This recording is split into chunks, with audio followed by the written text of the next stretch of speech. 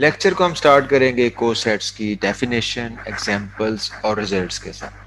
Cosets की importance ये है कि आप किसी भी सबसेट के लिए इसे डिफाइन कर सकते हैं, लेकिन अगर वो सबसेट आपका सब ग्रुप हुआ तो फिर कोसेट्स आपको लेग्रांज थ्योरम के एक शॉर्टेस्ट प्रूफ पे ले जाएगा। उसके बाद आप लेग्रांज थ्योरम के कंसिक्वेंसेस देख सकेंगे। इसके अलावा कोसेट्स के एप्लीकेशंस में है नॉर्मलाइजर, नॉर्मल सब ग्रुप एंड फैक्टर ग्रुप। और आप जानते हैं ग्रुप थ्योरी के जो बहुत ही इंपॉर्टेंट रिजल्ट्स हैं वो फैक्टर ग्रुप्स को यूज करते हैं। Okay, start with the definition of cosets. Let G steric be a group. Steric is a binary operation. H is a subset of G. यहाँ हम सब ग्रुप ले लेंगे Lagrange theorem के लिए. A is any arbitrary element of G. Then left coset of H in G is A steric H. अब A small element है, H जो है ये सबसेट है, यानी जिसके अंदर एलिमेंट्स पड़े हुए हैं। ये A कैसे अप्लाई होगा इस सेट पे? This is equal to A steric H, यानी A अप्लाई होगा H के हर एलिमेंट के साथ for all H in H. This is called left coset of H. And similarly, H steric A. What is H steric A? This is equal to H steric A. A apply हो जाएगा right side से with every element of H. And this is called right coset of H in G by A.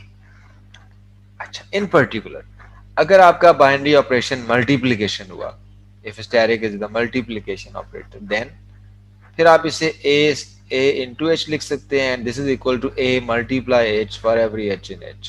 This is left coset. And h a, this is equal to h multiply by a for every h in h. This is the right coset. In case of addition, अगर आपका binary operation addition का हुआ, फिर आप लिखेंगे a plus h, और क्या होगा, ये a h के हर एलिमेंट से लेफ्ट साइड से मल्टीप्लाई हो जाएगा. And h plus a right को सेट में क्या होगा, ये a राइट साइड से h के तमाम एलिमेंट के साथ प्लस हो जाएगा. ठीक है, तो ये a ऑपरेट होगा h के साथ जो भी बाइनरी ऑपरेशन ग्रुप का हुआ उसके तहत. अब हम इसकी एग्जांपल कर लेते हैं. Let g is equal to plus minus 1 plus minus iota, where iota is minus 1 square root. These are the fourth roots of unity. This is a group under multiplication. इसका एक सबसेट ले लेते हैं plus minus 1, और इसके हम left और right coset find करते हैं. अब लेफ्ट को सेट के लिए क्या करना पड़ेगा आपको, H इटसेल्फ और ग्रुप के तमाम एलिमेंट्स के साथ मल्टीप्लाई करते हैं बारी बारी. तो पहले हम लेफ्ट को सेट बनाते हैं 1 के साथ. 1 into h क्या है हमारे पास, plus 1 minus 1, and this is same as plus 1 minus 1, and so therefore this is equal to h. तो अब आप याद रख लें, कभी भी जब आप आइडेंटिटी एलिमेंट के साथ लेफ्ट को सेट बनाएंगे तो h आएगा, बिकॉज आइडेंटिटी एलिमेंट एलिमेंट्स को चेंज नहीं करता. Same is the case for the right hand side. ठीक है, ये भी नोट कर लें कि आइडेंटिटी के लिए left coset is same as the right coset. अच्छा, नेक्स्ट माइनस 1 से, जब आप माइनस 1 से मल्टीप्लाई करेंगे तो ये आपके पास साइन चेंज हो जाएगा, प्लस 1 से माइनस 1 और माइनस 1 से plus 1. Even then this is equal to h. ठीक है. अच्छा, अब ऐसा क्यों हुआ, आप देखें h के अंदर दो एलिमेंट थे, प्लस 1 माइनस 1. प्लस 1 के साथ लेफ्ट को सेट बनाया तो भी वो h के बराबर, माइनस 1 के साथ लेफ्ट को सेट बनाया वो भी h के बराबर. आप राइट को सेट भी देख सकते हैं, 1 के साथ बनाएंगे तो h आ जाएगा, माइनस 1 के साथ बनाएंगे तो वो भी h आ जाएगा. ठीक है, दूसरा रिजल्ट ये याद रख लें. Second result, ah is equal to h. Left coset of h with small a is equal to h if and only if a is an element of h, in case h is subgroup of g. अब iota के साथ बना लें, iota into plus 1 minus 1. This is equal to iota minus iota. ठीक है, this is different one from h. And for minus iota, this is equal to plus 1 minus 1, and this is equal to minus iota and plus iota. And now this is same as iota h. ठीक है, ये iota h के बराबर है. अगर देखा जाए तो आपके पास दो डिस्टिंक्ट लेफ्ट को सेट है, एक h इटसेल्फ, एक iota h. ठीक है. तीसरी बात यहां से ये नोट कर लें कि जो नंबर ऑफ कोसेट्स होता है वो पता चलता है order of the group divided by order of the subgroup. So it was 4 by 2. This is 2. अब आप देखें जो डिस्टिंक्ट लेफ्ट को सेट बने हैं वो दो ही बने हैं, एक को आपने h के साथ जाहिर किया, एक को आपने iota h के साथ जाहिर किया. अच्छा, फिर एक और बात नोट कर लें आप कि अगर आप डिस्टिंक्ट सिर्फ लें तो वो कौन कौन से बनते हैं, वो ये दो बनते हैं।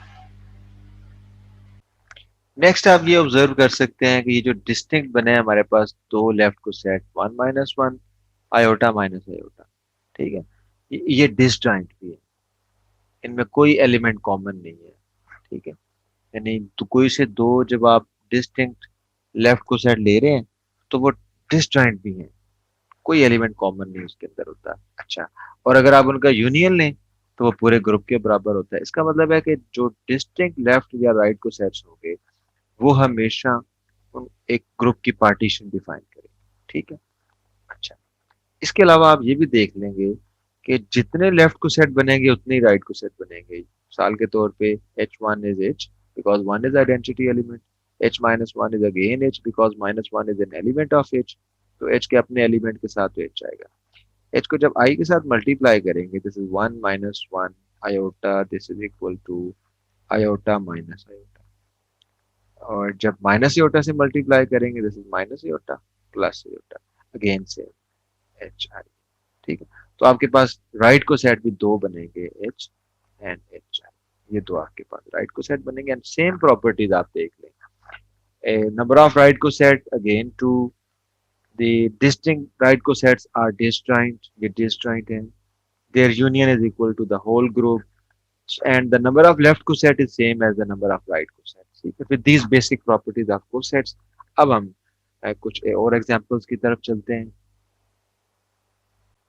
ये कुछ एग्जांपल्स हैं जो मैं आपको दे रहा हूँ। इससे पहले आप जानते हैं कि मैं 3 लेक्चर दे चुका हूँ, एक कोटर्नियंस के बारे में, उसमें आप इसके बेसिक ऑपरेशन और इसकी प्रॉपर्टीज जान चुके हैं, एक डाइहेड्रल ग्रुप्स के बारे में और एक सिमेट्रिक ग्रुप्स के बारे में, ठीक है। अगर आपने वो नहीं देखा तो आप बेशक पहले वो देख लें, वहां से आप बेसिक ऑपरेशंस देख लेंगे इसके। और ये मैं आपको क्वेश्चन दे रहा हूँ कि let group is the group of quaternions, h is equal to +-1 + iota, find all left और राइट को सेट्स ऑफ h। इसके आप left right coset find कर लेंगे। क्वेश्चन नंबर 2 में आपके पास डाइहेड्रल ग्रुप है, ये सिमेट्रिक ग्रुप 3 की आइसोमॉर्फिक भी है, 1a b ab a², और इसका एक सब ग्रुप ले लिया मैंने 1b। आप इसके left right coset find कर सकते हैं। क्वेश्चन नंबर 3 में हमारे पास A4 है, अल्टरनेटिंग ग्रुप ऑफ डिग्री 4, इसके 12 एलिमेंट्स हैं, ये परमुटेशन है सारी की सारी, इसका एक सब ग्रुप लिया गया है और ये क्लाइन 4 ग्रुप कहलाता है, ये इसके अंदर नॉर्मल भी है। इसके आप लेफ्ट राइट को सेट्स फाइंड कर लें। एग्जाम्पल 4 में हमारे पास set of integer under addition group है, और एक मैंने मल्टीपल्स ऑफ 3, ठीक है, ये मल्टीपल्स ऑफ 3 का मैंने एक ले लिया, 0 +-3 +-6 +-9 अप टू सो ऑन, और इसके हम लेफ्ट और राइट को सेट फाइंड करेंगे, ठीक है। ये 4 असाइनमेंट्स हैं, इसे आप अपनी प्रैक्टिस के लिए कर लें। नेक्स्ट चलते हैं हम प्रॉपर्टीज ऑफ कोसेट्स पे। Number 1, let H be a subgroup of G, then EH is equal to H। Identity है, साफ जाहिर है, H के एलिमेंट के साथ मल्टीप्लाई होगी, उसमें कोई चेंज नहीं आएगा। And same is the case for right coset, this is also equal to HE। Also you note that EH is always equal to H। Okay, next is AH is equal to H if and only if A belongs to H। A अगर H का element होगा, A belongs to H, तो आप जानते हैं H itself एक सब group है, यानी ये ग्रुप है, और ग्रुप के एलिमेंट्स को कैलिस टेबल में भी आप जानते हैं, जब ये ग्रुप के एलिमेंट पड़े हों, यहाँ ग्रुप का ही एलिमेंट हो, जब आप मल्टीप्लाई करते हैं तो आपके पास इस रो में ग्रुप के तमाम एलिमेंट ही रिपीट होते हैं। इसका मतलब है कि A जब H के एलिमेंट से मल्टीप्लाई होगा तो again you will get H, ठीक है, ये आप याद रख लें। A अगर सब ग्रुप का एलिमेंट होगा तो AH is equal to H। Same is the case with the right coset. So again in the case if A is an element of H, we have AH is equal to HA। So in this way the elements of H are very special, so that the left and right cosets are same। Okay, next one is the right and left cosets of H in a group G are equal। ठीक है, जितने left coset बनेंगे उतने ही right, in fact जितने distinct को set बनेंगे उतने ही distinct right को सेट भी बनेंगे। और एग्जाम्पल की मदद से भी आप देख सकते हैं कि जो इनकी तादाद होगी डिस्टिंक्ट लेफ्ट और राइट को सेट्स की, वो order of the group divided by the order of the सब ग्रुप, और इसे हम इंडेक्स भी कहते हैं, इंडेक्स ऑफ सब ग्रुप, और इस तरह से हम इसे लिखते हैं index of H G. Next आप एक इंपॉर्टेंट प्रॉपर्टी नोट करें कि H और ए एच के अंदर जो नंबर ऑफ एलिमेंट्स हैं वो सेम होंगे, यानी size of H and A H are same. यानी सब ग्रुप के अंदर जितने एलिमेंट्स होंगे उतने ही उसके लेफ्ट को सेट के अंदर एलिमेंट्स होंगे। Okay, next one is any two distinct left or right cosets are either identical or disjoint। आप कोई भी दो लेफ्ट या राइट को सेट लेंगे या तो वो मुकम्मल तौर पे सेम होंगे, यानी A H is same as B H. और अगर ऐसा नहीं है कि A H is not equal to B H, फिर इनमें कोई एलिमेंट कॉमन भी नहीं होगा, यानी A H intersection B H. ठीक है, या तो ये पूरा पूरा मान जाएंगे या ये पूरा पूरा इनकार करते हैं। ठीक है, इस तरह आप याद रखिएगा, either A H and B H are same, ठीक, and if these are not same then they are disjoint. इसका क्या मतलब है? इसका मतलब ये है कि collection of all left cosets or collection of all right cosets always define a partition of G। Okay, next property is any two right cosets of H in G are either identical or disjoint। यानी अगर आप कोई भी left या right को set लेते हैं A H और पी एच, या तो ये इक्वल होंगे, दे विल बी सेम, और अगर ये इक्वल नहीं होते तो फिर ये डिस्टेंट होंगे, इनमें कोई एलिमेंट भी कॉमन नहीं होगा, या तो बिल्कुल सेम होंगे या बिल्कुल मुख्तलिफ होंगे। Next one is every element of G belongs to one and only one left coset of each. Group का हर एलिमेंट सिर्फ एक लेफ्ट या राइट को सेट में हो सकता है, और यहाँ पे जो लेफ्ट और राइट को सेट्स हैं इनसे मुराद डिस्टिंक्ट लेफ्ट और राइट को सेट्स हैं, यानी वो रिपीट नहीं होते। So next is the set of all distinct left or right cosets of H in G defines a partition of G। यानी आप ये कह सकते हैं कि G is actually equal to the union of AH all left cosets A in G। ठीक है, G उसका यानी जित जो यानी हमारे पास जो कलेक्शन है, collection of all left cosets, वो ग्रुप की हमेशा पार्टीशन डिफाइन करती है। इसी तरह collection of all right cosets वो भी हमारे पास ग्रुप की पार्टीशन डिफाइन करती है। हम कह सकते हैं कि ग्रुप के जो एलिमेंट्स हैं वो लेफ्ट डिस्टिंक्ट लेफ्ट कोसेट्स के अंदर डिस्ट्रीब्यूट हो जाते हैं। Okay, next is the definition of double coset. Double coset क्या होता है? Let H and K be subsets of G and A is an element of G, then H A K is equal to H A K, H is an element of H, K is an element of K, and set of all such elements form is set called double coset। ठीक है, double cosets की भी खूबी ये है कि double cosets of H and G defines the partitions of G। Okay, next हमारे पास cosets के बारे में एक रिजल्ट है। Let H and K be two subgroups of a finite group G, then for any G in G the left coset of H intersection K is equal to the intersection of left coset GH and GK। ठीक है, intersection के लिए ये result hold करता है लेकिन union के लिए होल्ड नहीं करता। ओके, नेक्स्ट रिजल्ट इज, अब हम ये जानते हैं कि हमारे पास लेफ्ट और राइट कोसेट्स की तादाद हमेशा बराबर होती है, तो the number of distinct left और right cosets of a group of a subgroup G define index of that subgroup G। ठीक है, नंबर ऑफ लेफ्ट राइट को सेट्स को आप उस सब ग्रुप का इंडेक्स कहेंगे, और उसको निकालने का फार्मूला क्या होगा? Order of G over order of the subgroup. Okay, next is the product of two right को sets of H and G is again a right coset if and only if H is normal subgroup of G. ठीक है, normal सब group ऐसा सब group होता है जिसका हर लेफ्ट को सेट उस एलिमेंट के राइट को सेट के बराबर हो, A H is equal to H. ठीक है, तो क्वेश्चन यहाँ पे ये है कि अगर दो लेफ्ट को सेट ले लिया जाए ए एच और बी एच, क्या उन्हें मल्टीप्लाई करके लेफ्ट को सेट आएगा? इसे हम चेक कर लेते हैं। This is equal to A H B H. अब अगर तो ये नॉर्मल सब ग्रुप है तो फिर उसकी खूबी क्या होगी? एच बी और बी एच सेम होंगे, इसे हम बी एच कर देंगे into H. This is equal to A B H multiply H. अब सब ग्रुप की प्रॉपर्टी क्या है? क्लोजर लॉ होल्ड करता है, H into H is again H, A B into H, क्योंकि ये एच के एलिमेंट्स हैं, एच के एलिमेंट जब मल्टीप्लाई होंगे तो एच ही बनेगा, A B H. What is this? This is left coset. तो अब आप देख लें कि लेफ्ट को सेट्स को मल्टीप्लाई करके आपके पास लेफ्ट को सेट किस सूरत में आता है? When H is normal subgroup of जी। और इसकी हेल्प से अगर आप ले लें सेट ऑफ ऑल लेफ्ट को सेट्स ऑफ एच एंड जी, तो आपके पास ये जो सेट है इसके अंदर एक बाइनरी ऑपरेशन डिफाइन हो सकता है कि दो लेफ्ट को सेट्स को आप इस तरह मल्टीप्लाई कर दें, इसी से बाद में फैक्टर ग्रुप बनता है। ओके, लेग्रांज थ्योरम, ये एक बड़ा खूबसूरत थ्योरम है। बुनियादी तौर पे ये सब ग्रुप का उसके ग्रुप के साथ एक रिलेशन बताता है। And the statement is order and index of a subgroup H of a finite group G divides the order of the group G. इसका आप शॉर्ट प्रूफ देखें। फर्ज कर लें कि order of the group is N, order of the subgroup is M, and number of left cosets is K. अब ये जानते हुए कि जो डिस्टिंक्ट लेफ्ट और राइट कोसेट्स होते हैं वो ग्रुप की पार्टीशन डिफाइन करते हैं, हम कह सकते हैं कि G is equal to A1H union A2H union up to son in the end AKH। ठीक है, इनकी जो टोटल तादाद है वो K है, क्योंकि हमने कहा कि जो डिस्टिंक्ट लेफ्ट या राइट को सेट्स होंगे वो K होंगे। ठीक है, तो ये G is union of K sets. इसका फिर मतलब ये है कि order of G is equal to sum of their orders, क्योंकि ये डिस्जॉइंट है और ग्रुप के जो एलिमेंट्स हैं वो इन सब के अंदर बिखरे हुए हैं, किसी दो में एलिमेंट रिपीट भी नहीं हो रहा है, यानी ग्रुप के जो एलिमेंट्स हैं वो इन सेट्स के अंदर पड़े हुए हैं और ये सेट आपस में डिस्जॉइंट भी है। ठीक है, ये कितने हैं, ये टोटल के हैं।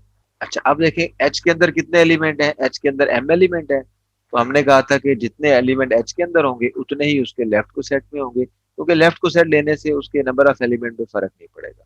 तो ये भी एम होंगे, ये भी एम होंगे, हर लेफ्ट को सेट में एम एलिमेंट प्लस एम, और ये के टाइम्स है तो ये आ जाएगा के एम। ठीक है, इसका मतलब है कि N is equal to M K R K M. So M भी इसका फैक्टर है एन का, इसका मतलब है कि एम डिवाइड है। के भी फैक्टर है एन का, इसका मतलब है K divides N. And what is M? This order of the subgroup. So order of subgroup divides the order of the group. And what is K? K is index of subgroup. So index of subgroup also divides the order of the group. This is very short proof. The order and index of a subgroup of a finite group divides the order of that group. Okay, result one. ये कुछ consequences हैं Lagrange theorem के। Number one, order of an element A divides order of the group G. ये बड़ा simple सा है, क्योंकि हम जानते हैं कि किसी भी एलिमेंट के लिए आप उस एलिमेंट से एक ग्रुप जनरेट कर सकते हैं जो कि सब ग्रुप कहलाएगा। Consequences of Lagrange theorem. Number one, order of an element divides order of the group. यानी ना सिर्फ सब ग्रुप का ऑर्डर बल्कि एलिमेंट का ऑर्डर भी ग्रुप के ऑर्डर को डिवाइड करता है। इसका प्रूफ ये है कि आप जानते हैं कि फॉर एनी ए इन जी, अब ग्रुप क्योंकि फाइनाइट है तो एक ऑर्डर फाइनाइट होगा, इस ए से एक साइक्लिक ग्रुप जनरेट होगा जिसका ऑर्डर वो होगा जो एक ऑर्डर होगा। एंड फर्ज करें ए का ऑर्डर एम है, तो a such that a M is equal to e, ये एक साइक्लिक सब ग्रुप बन जाएगा जी का। और अब क्योंकि ये सब ग्रुप है, ठीक है, और हम जानते हैं order of subgroup divides order of the group, और अब सब ग्रुप ये साइक्लिक सब ग्रुप है, साइक्लिक सब ग्रुप का ऑर्डर वही होता है जो उसके जनरेटर का ऑर्डर होता है। इसका मतलब है इसका ऑर्डर एम है, so M divide order of the group. और यहाँ देखा जाए तो एम क्या है, M is order of a, इसका मतलब है कि order of a divide order of the group. In this way आप कह सकते हैं कि हर एलिमेंट का ऑर्डर भी ग्रुप के ऑर्डर को डिवाइड करते हैं। Okay, next consequence is the order of an element of a finite group divides the order of the group. ठीक है, ये हो गया हमारे पास। Also if order of G denotes the order of G, then x raised to power order of g is equal to e for all x in g। ठीक है, अब हम ये तो कह रहे हैं कि जो एलिमेंट का ऑर्डर है, ऑर्डर ऑफ ए, वो डिवाइड करता है ऑर्डर ऑफ द ग्रुप को। ठीक है, इसका मतलब है कि order of the group is a multiple of order of a. ठीक है, suppose this is K time order of a. अब जब आप किसी भी एलिमेंट x की, अगर ये x है या a की power order of the group लेंगे तो ये बन जाएगा a raise to power k into order of a, ये बन जाएगा a raise to power order of a raise to power k। और a का जब ऑर्डर ऑफ ए पावर लेंगे तो ये आइडेंटिटी बन जाएगा, and the answer is identity. So in this वे हम कह सकते हैं कि किसी भी एलिमेंट का अगर आप एक्सपोनेंट देंगे ऑर्डर ऑफ द ग्रुप के बराबर, तो वो हमेशा आपको आइडेंटिटी देगा। Okay, next is very important consequence, every group whose order is a prime number is necessarily cyclic group। ऐसा क्यों होगा? अब आप देखें कि अगर फर्ज करें ग्रुप का जो ऑर्डर है वो प्राइम नंबर है और ग्रुप के अंदर एक नॉन आइडेंटिटी एलिमेंट पड़ा है, ठीक है, ए बिलोंग्स टू जी। अब इस ग्रुप के ऑर्डर के डिवाइजर क्या है? वन है और पी है, ठीक है। इसका मतलब है कि ये दो ही पॉसिबल ऑर्डर हो सकते हैं एलिमेंट्स के। वन तो हमेशा ऑर्डर ऑफ ई होता है, आइडेंटिटी का ऑर्डर हमेशा वन होता है, आइडेंटिटी के अलावा किसी एलिमेंट का ऑर्डर वन नहीं हो सकता। इसका मतलब है कि अगर ए नॉन आइडेंटिटी एलिमेंट है तो फिर ए का ऑर्डर क्या होगा? वन तो हो नहीं सकता, फिर ये पी होगा प्राइम नंबर। और पी क्या है? ये ऑर्डर ऑफ द ग्रुप है। इसका मतलब है कि कोई भी नॉन आइडेंटिटी एलिमेंट लेंगे तो उसका ऑर्डर जो है वो ग्रुप के ऑर्डर के बराबर होगा।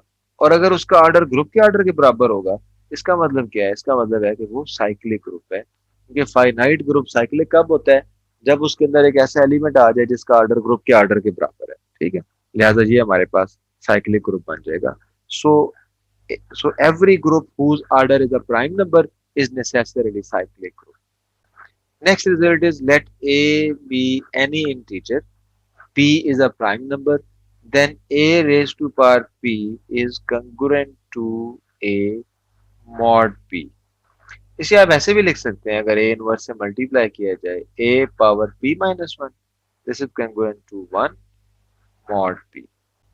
हम कोई एग्जांपल ले सकते हैं, मिसाल के तौर पे फर्ज करें p हम थ्री ले लेते हैं, a हम फाइव ले लेते हैं, तो ये बन जाएगा five raise to power three is congruent to five mod three. इसे आप चेक कर लें, five power three this is equal to 125, 125 congruent to five mod three.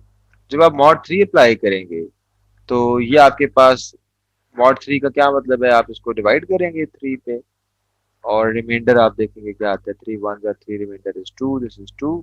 अब आप इसे भी डिवाइड कर लें, फोर थ्री जार 12, थ्री वन जार three, this is two, so two is congruent to two mod three.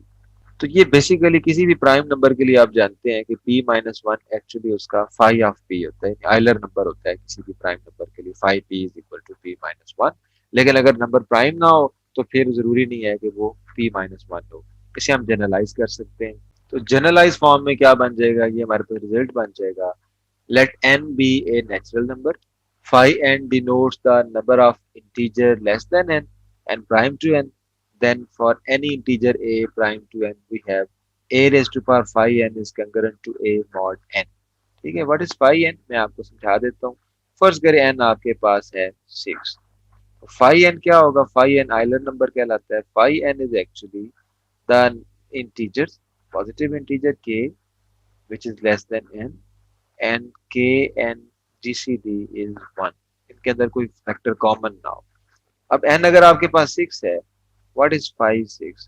5 6 is number of elements of the, okay, 5 n को Euler number कहते हैं और ये तादाद को जाहिर करता है।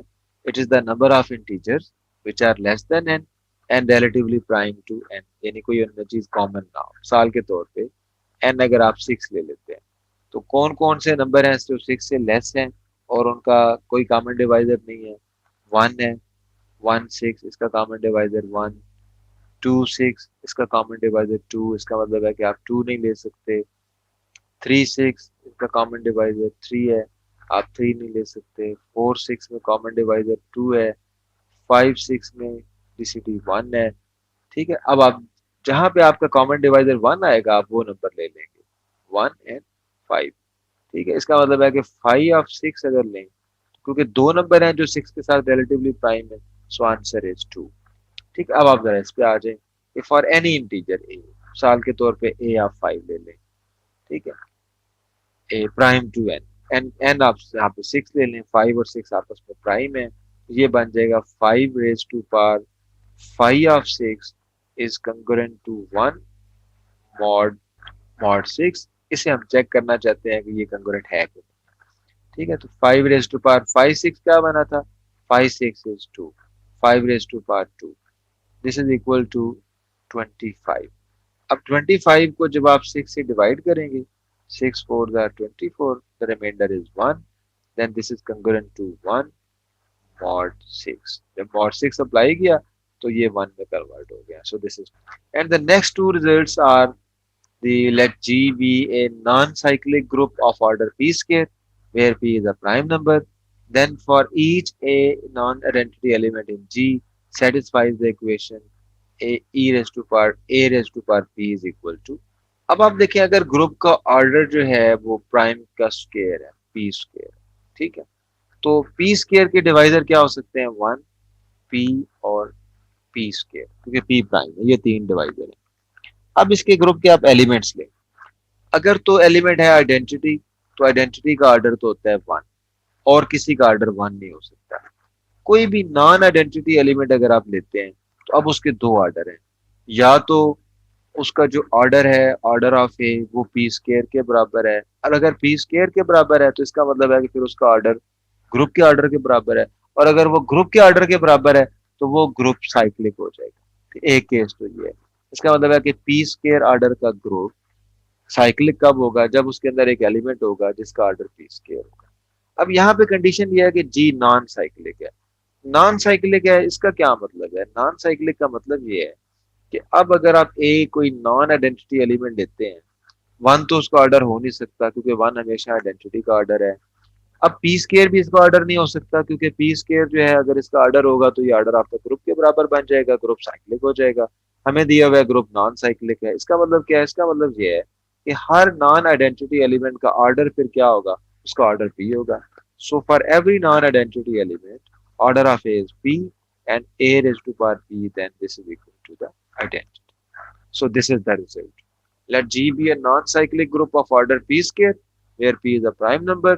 Then for each non-identity element a in G, it satisfies the equation a raised to power p is equal to identity element. Okay, next result is if a group has composite order, it has proper sub. अगर किसी group का जो order है वो composite. अब आप जानते हैं कि अगर आपके पास ग्रुप का जो ऑर्डर है उसका कोई प्राइम डिवाइजर हो तो उस ऑर्डर का एक सब ग्रुप जरूर होता है. ठीक है, अब ये जो सब ग्रुप होगा इसका ऑर्डर ग्रुप के ऑर्डर से साफ जाहिर है स्ट्रिक्टली लेस है. ठीक है, order of H is strictly less than the order of the group.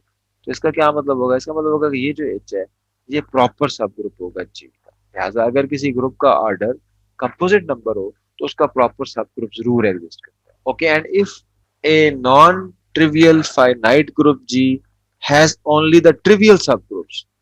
Okay, if a non-trivial finite group G, non-trivial का मतलब है कि G is not simply E, and finite group G has only trivial subgroup. अगर किसी finite group के सिर्फ दो ही सब ग्रुप हैं, एक E और दूसरा G itself, तो फिर इसका क्या मतलब है? फिर इसका मतलब है कि उसका जो ऑर्डर है वो प्राइम नंबर है, यानी ग्रुप का ऑर्डर प्राइम नंबर है, क्योंकि उसकी वजह से वो फंस गया है. अब पी के तो दो ही डिवाइजर होंगे, या 1 होगा या पी होगा. ठीक है, और अगर कोई सब ग्रुप है तो उसका ऑर्डर या 1 होगा या पी होगा. और 1 किसका ऑर्डर होता है? 1 सिर्फ ट्रिवियल आइडेंटिटी का ऑर्डर होता है. और पी किसका ऑर्डर होता है? पी ग्रुप इटसेल्फ का ऑर्डर है. इसका मतलब है कि इसके अलावा कोई इसका प्रॉपर नॉर्मल सब ग्रुप है ही नहीं. ठीक है, ये इसकी मजबूरी है कि इसका जो सब ग्रुप है या तो ऑर्डर 1 का होगा तो ई होगा, या ऑर्डर पी होगा तो वो ग्रुप के बराबर आ जाएगा. So it has no proper सब.